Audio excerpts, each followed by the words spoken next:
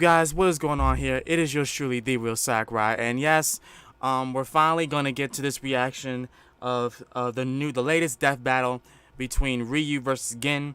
I think there was another one that one of you guys had me wanting to react to. We're gonna get to that right after we get finished with this. So without further ado, let's get on with this.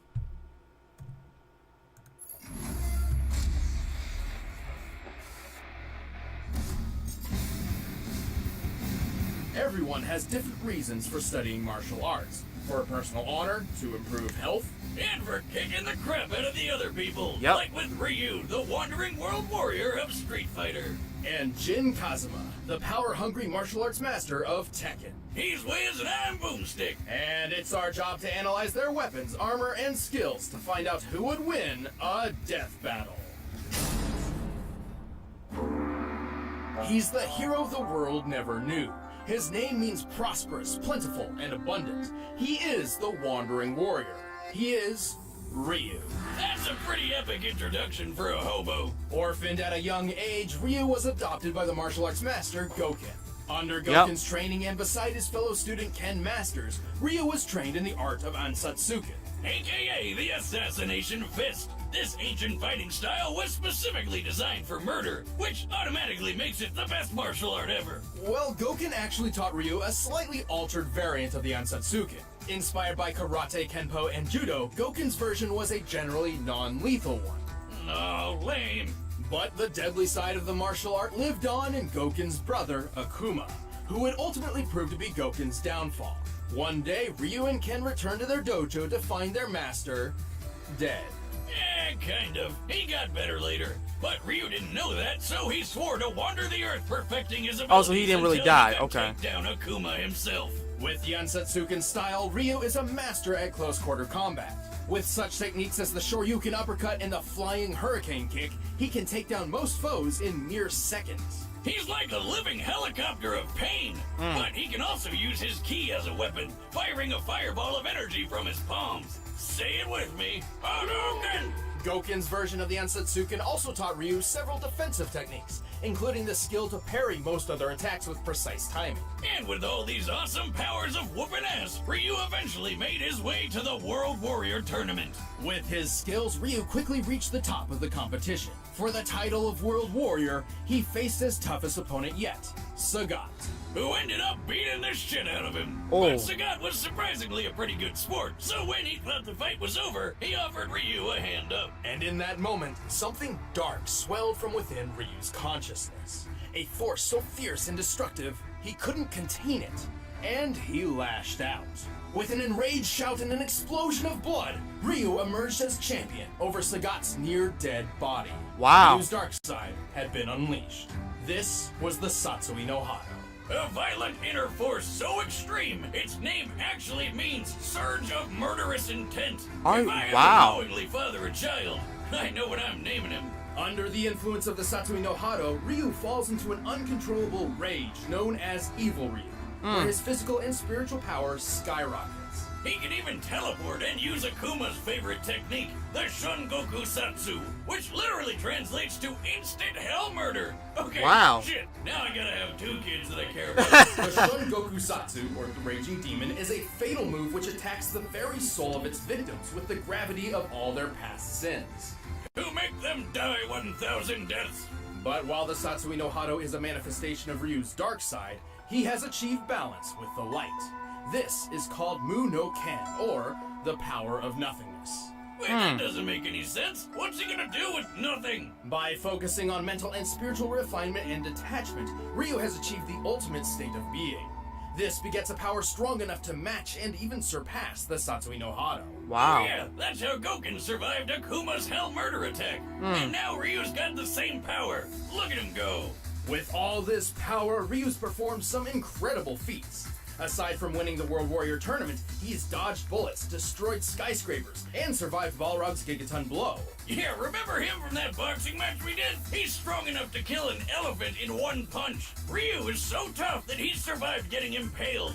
And when he goes evil mode, he can just walk through gunfire. Oh my Enough to God. lift this enormous boulder over his head. By estimating the boulder's volume compared to Ryu's height and assuming a sandstone composition, we can determine it must weigh at least 36 tons. Plus, there's a guy sitting on top of the boulder, and he's lifting his own boulder. Man, Oro's cool. While Ryu's fighting record isn't perfect, his wins far outnumber his losses. He's defeated his friend Ken, the dictator M. Bison, and even a genetically engineered super warrior named Seth. But those were just pit stops compared to his frequent battles with Akuma. And if you don't know, Akuma shattered an island with a single punch, split Ayers Rock in half in Australia, and jumped to the ocean surface from 4,000 feet below in 3 seconds, while destroying a submarine. That's about 3,000 miles per hour, by the way, and I guess he just powered through the bends. Yeah, he's definitely final boss material. And so, years after Akuma's attack on his foster father, Ryu faced him for the final time. And with the power of Mu no Ken on his side, Ryu was victorious. Good. All in a day's work for everyone's favorite Street Fighter. You have the power to actually defeat that beast. Now show it to me. This power is not to defeat. This is the power to push forward. If you met Jin Kazuma when he was just a boy, you wouldn't figure he'd grow up to be one of the most dangerous men to ever live. Unless you already knew about his super deadly and super crazy family. Jin was raised by his single mother, who taught him the Kazuma family-style martial arts after his father abandoned them. Story of my life. No, really, those training days with Mama Boomstick were some of the best times of my life. One day, Jin's mother sensed a great evil approaching. She told him that if anything were to happen to her, he should seek out his grandfather, Heihachi Mishima. Right on cue, a big-ass ogre showed up and attacked him. When Jin came to, his mom and Shrek were nowhere to be seen. Aw. Don't you hate it how moms are always right? Thankfully, it wasn't too difficult for Jin to find Heihachi.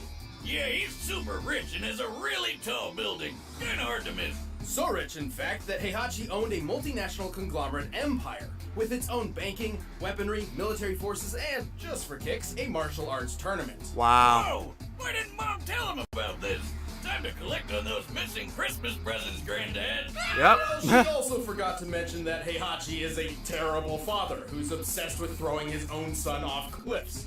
Nobody's perfect, I guess. Regardless, Wow. under Heihachi's guidance, Jin trained and perfected the Mishima Ryu fighting style. With 2 types of martial arts mastered, he's got all sorts of techniques that can pack a punch. Such as the flash punch combo and the electrically charged lightning screw uppercut. Or his famous 10-hit combo chain. Once he gets you stuck in his flurry of punches and kicks, you're not going anywhere until he finishes you off with a classic dragon uppercut. With these talents and a thirst for revenge, Jin entered his grandfather's King of Iron Fist tournament. There, he came face to face with the ogre once again. But instead of, interrogating him to find out what happened to his mother, Jin just killed him. Nice job, stupid. There goes the only lead you had. And nothing tastes better than sweet, sweet revenge. Except for maybe Mom's cooking. Well, unfortunately, it didn't last long, because he got shot up by his grandfather. Ah, that son of a bitch! Mama always said never trust a bald man who tells his barber, give me the Wolverine. But Jin had a little surprise for Heihachi, and for himself, actually. Thanks to his family line, he has inherited the dreaded and parasitic Devil Gene. Oh, wow. Turns him into a flying, laser-shooting demon person. Now that's one genetic disorder you can sign me up for. Good news then, I've been working on an artificial digestible version of the Devil Gene myself. Oh yeah? Would that happen to be the chewy fruit candy in the blue bucket? What did you do? Well, my dog Jack Spaniels was wandering around scrubbing for food as he does, and I was wondering why he suddenly grew horns. Oh, Anyway, wow. You've got to be shitting me. Anyway, compared to his base form, Devil Jin's strength, speed, and durability are better than ever. Devil Jin is strong enough to throw people dozens of feet and even smash them through walls. For this instance in particular, he's pushing Heihachi through the limestone wall of an Aztec pyramid. To do Jeez. this, Jin must have struck the wall with force equal to at least 10 tons per square inch.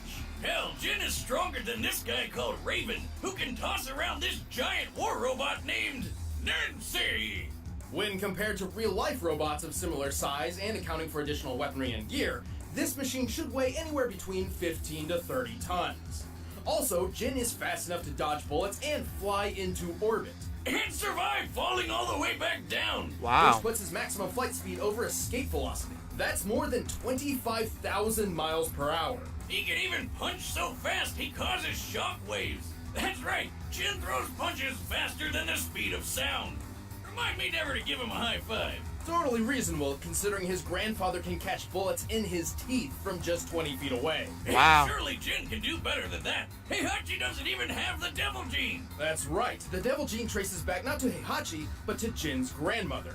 Who freaking rides tigers? As a result, Wow. Heihachi's son Kazuya inherited the devil gene and passed it on to Jin. Kazuya's powers are basically the same as Jin's, and he's shown just how far the devil form can go. He shot a blast powerful enough to erupt a volcano and survived a satellite laser straight out of Independence Day. This Damn. is the same laser that once shot the robotic soldier Gunjack. By measuring the blast radius and resulting devastation, the laser's firepower appears to equal 3.7 megatons of TNT. You know the bomb that got dropped on Nagasaki in World War the sequel? Yeah, this laser's like 176 of those hitting all at once. Wow. While the devil gene can sometimes be difficult for Jin to control, it provides an enormous advantage against almost any foe. With it, he's won 3 of the 4 King of Iron Fist tournaments he's entered. He's defeated Heihachi, Kazuya, and even the supposed OG Devil Man himself, Azazel. Too bad he had to start World War II sequel just to find him. Kind of a dick move. Jin's certainly no angel, and hardly a hero. Still, when it comes down to it, he is the child of destiny, and not even the devil's blood can seal his fate. Can't you understand? All this fighting is pointless. It's never gonna end. It will end with this bloodline. And that is why I fight. Alright, the combatants are set. Let's end this debate once and for all. But first, all this talk of gin is making me want to pour a glass and eat some delicious Blue Apron. Sign up! Now, it's time for a death But yeah, that's battle! crazy that he never even said, questioned anything about what happened to his mother or not. Like, that was really mad. That's really crazy. If that is technically true, because we all know Screw Attack likes to take stuff out. But still, this is gonna be a good fight. Even though Jin is powerful, I'm leaning towards Ryu. In the heart of battle. And he always says that. And until lies in heart of battle, let's do it.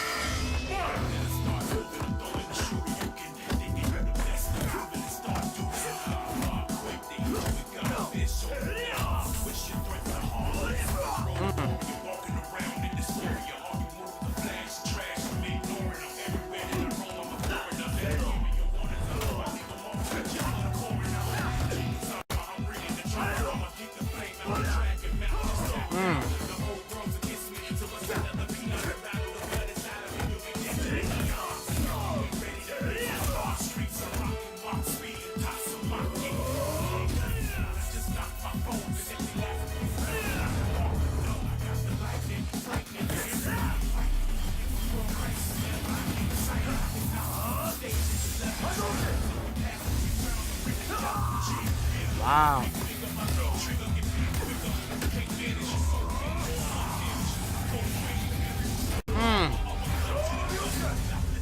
Dang.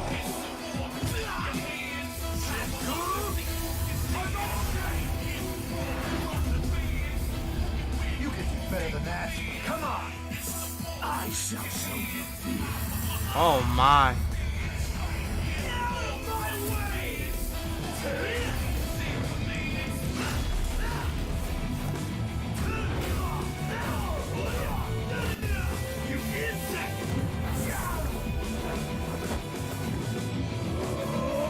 Oh my god.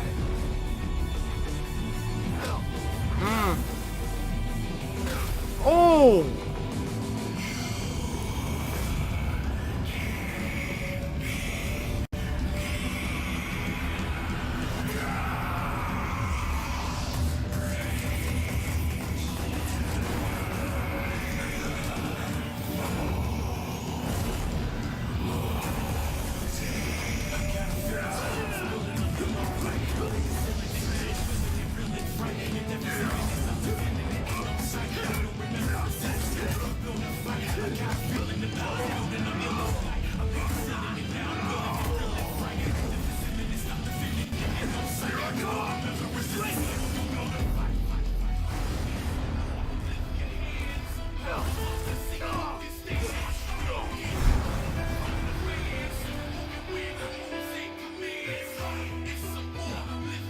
Come on, Ryu. Come on.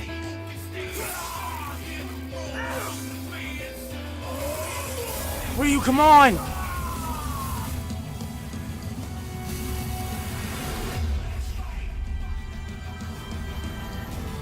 Yes.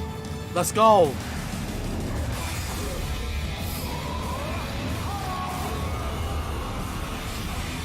Damn.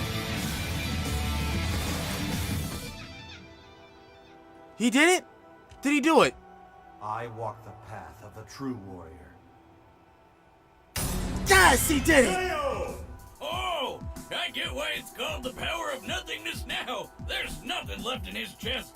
This one was a tricky match to decipher. Both Ryu and Jin had many displays of incredible feats, but very few truly showcased the upper limits of their power. We know that in their base forms, both could lift around 30 tons and move at supersonic speeds. Also, we know Ryu could maintain a much better level of control and discipline in Muno Ken than Jin in Devil form. Right. Yeah, hardcore Tekken fans know he had pretty good control over it in that Blood Vengeance movie, but it's pretty inconsistent with game canon. Even Tekken's creator has said it's not canon. Also, Jin's fall from orbit feat was impressive, but it is hard to quantify due to its presentation.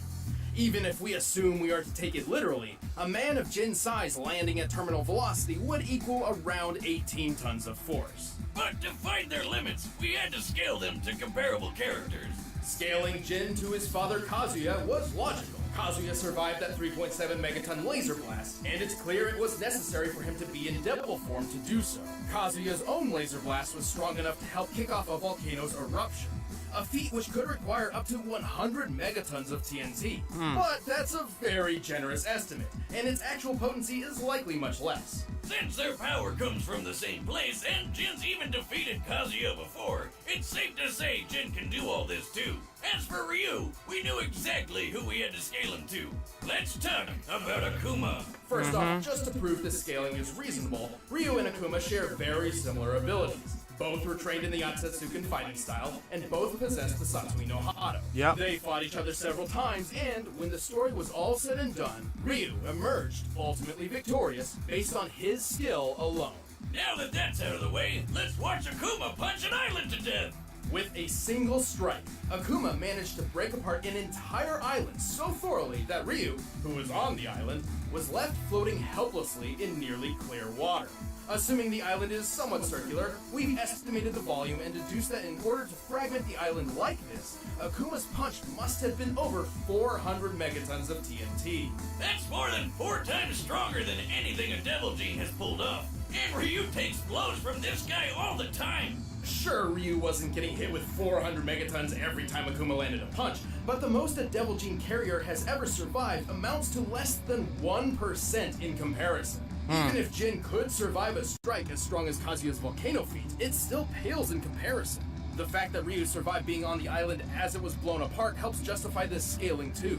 Well, Jin still takes the speed advantage with that flight into orbit, but it doesn't mean much when the difference of power and toughness is this massive. When it came down to it, Ryu's strength, durability, and control were just too far out of Jin's reach. Wait, Wiz, we forgot a feat. You remember that gun Jack robot? A later model of Jack once destroyed a meteor. Couldn't we just scale Jin to that? Well, it's unsupported by canon material, but even if we did, guess who destroyed an even bigger meteor? Akuma? Akuma. Damn. Well, Jin up, everybody. Ryu's taking care of business. The winner is Ryu. Sweet. Thanks for watching. If you guys want exclusive commentary on the episode, just click that little box right over there. And if you want the battle music from this episode, you can get it. I gotta react to Dr. Strange vs. Dr. Fate. I think that was the video y'all were telling me about. What's the next one though? Hold up. Yes! Let's go! Samurai Jack vs. Afro Samurai on July 25th. Let's go. Okay. Well, I'm damn sure gonna be reacting to that. I damn sure gonna be reacting to that. this video was great. Hands down the best. I cannot wait for July 25th now. Now I can't wait. Oh my god, I cannot. I gotta put that on my calendar. Samurai Jack versus Afro Samurai. Oh, that's. Woo! Y'all know me. Y'all know I love samurais. I absolutely love that art. I love samurais. And I love Samurai Jack. And I actually do enjoy Afro Samurai. So this is gonna be great. Until then, this has been The Real Sakurai. And let me know what you guys think about this video. About the whole fight. Did you think it was botched? Did you like it? Anyway, let me know in the comments down below. This has been me, and I'm going to get up out of here. Peace.